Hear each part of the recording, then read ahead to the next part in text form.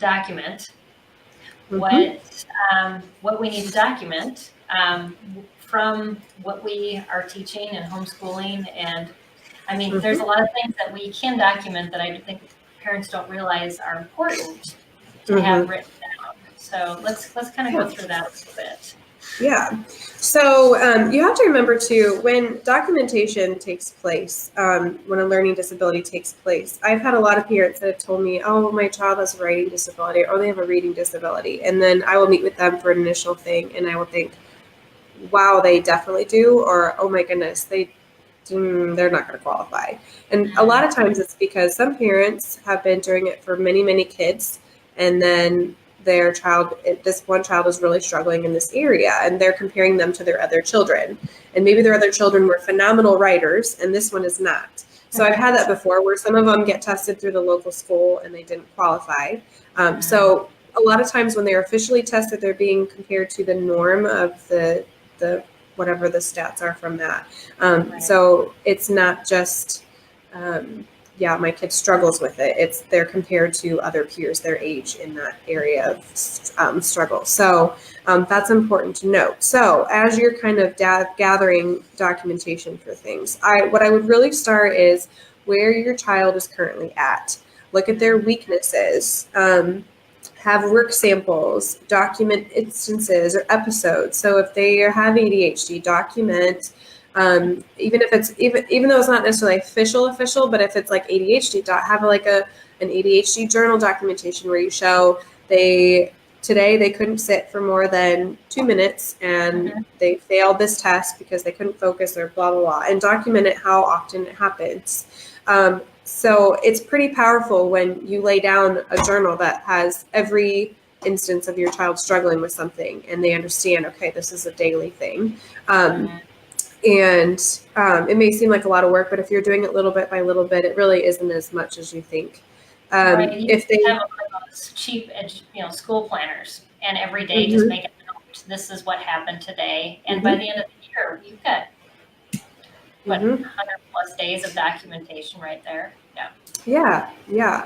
Another thing is gathering work samples for kids with learning disabilities, a lot of times with writing or with reading disabilities. And maybe they took a test and they just totally bombed it. Maybe on that test you can write, they took it on this day and they struggled, they completed it in this amount of time, and kind of put that on there so they can see, okay, wow, they did this amount of work and it took them 2 hours and that's all they got on it. And so sometimes, or they can see, wow, they are really poor at forming their letters or their spelling is atrocious. There's another sign here of something.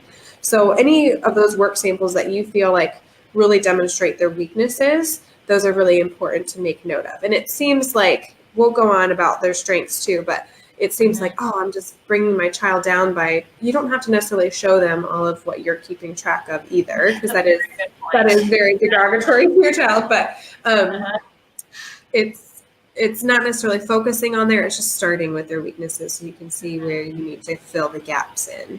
And as you keep those year by year too, you're going to see the progress in all of those areas, but it's nice.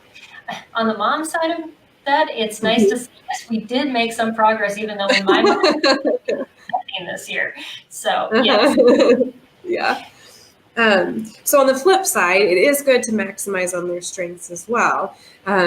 So for instance, I knew of one of my kids from another school.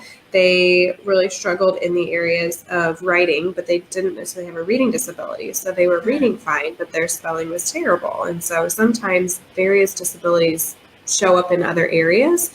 And so getting them legally tested can help show, those areas. But having those areas of strength help figure out where the areas of weakness are as well, and how, once you do know their areas of weakness, how to help them compensate with their strengths. Especially when it comes to like their learning styles. So if they have a reading disability, but they're really much an auditory learner, then give them an audiobook or a book on tape or whatever to listen, because if you want them to gain the literature knowledge, who cares if they actually read it word for word? even if they're hearing it, they're still gaining that literature knowledge. Now, if you're interviewed an audiobook author who said he'd been looking at studies, and he said you actually learn equally the same through an audiobook as through reading, which I thought was incredible, data so we may force our kids to read, but are we letting them cheat by making them listen? Not really. It's the same process that's happening in their brain. So that's pretty cool. Yeah. Now, if you're giving them a test to see what their reading comprehension is like, that's different. You don't want them to be listening to the reading comprehension things. So it depends on what you're really trying them to figure out. If you're giving them a spelling test, you don't want them to use spell check. If you're giving them a computation test on their math facts, then they should know how to do their math computation. But if you're doing a really hard algebraic problem, let them use a calculator, because you're not testing them on whether they can do 5 + 5 or 2 × 10 or whatever. So it kind of plays into that, maximize where their strengths are. So, and then in addition to those two big things, you really want to look at then from there, what are your areas of concern? So is your area of concern them being able to get through algebra when they get to high school? They struggle with math, so are they going to pass algebra? It's not necessarily are they going to get a job. They're going to get a job. It may be in plumbing, or it may be in business, and it has nothing to do with math or whatever. Or you're not worried about them after. It's just, okay, but in order to do that, they have to pass algebra, and they really struggle with math. So what are your specific areas of concern? And their areas as well. Ask them, what are they concerned about? And kind of getting those will help pinpoint, okay, so those kind of turn into goals, which we'll talk about a little later too, of, okay, so here's our concerns, and here's how we're going to move forward to address those concerns. So, but having them written out and being very visible to you and your child at the same time will really help. And I love that, because high school, definitely you can start having this conversation. We're focusing on that group that is going to transition out of your home. And so having that conversation with them, this is their life that you are orchestrating or helping them orchestrate. At some point, they will take ownership of this, and it's better that you prepare them in the direction that they want to go versus your direction. It makes it a lot easier. Yeah, I was telling Peggy as well before we started, but I came from a school district that I really learned a lot from my previous boss, and she was training us all when I was leaving on how to. I never ended up doing it by the time I left, but they were training students how to lead their own IEP meetings and going over their own disabilities and their own strengths and weaknesses. So a lot of times giving them that ownership will really help with them advocating for themselves and pursuing and figuring out what do I need and how do I get that. So then when they are on their own, they can do that on their own too. And you just kind of help jumpstart that process. They fully understand those struggles. I mean, but can articulate them as well. Not just, I've got an issue with this, and you need to understand that. It's I can give you what I need, in a nice concrete package to help you understand it, as well as helping. So yes.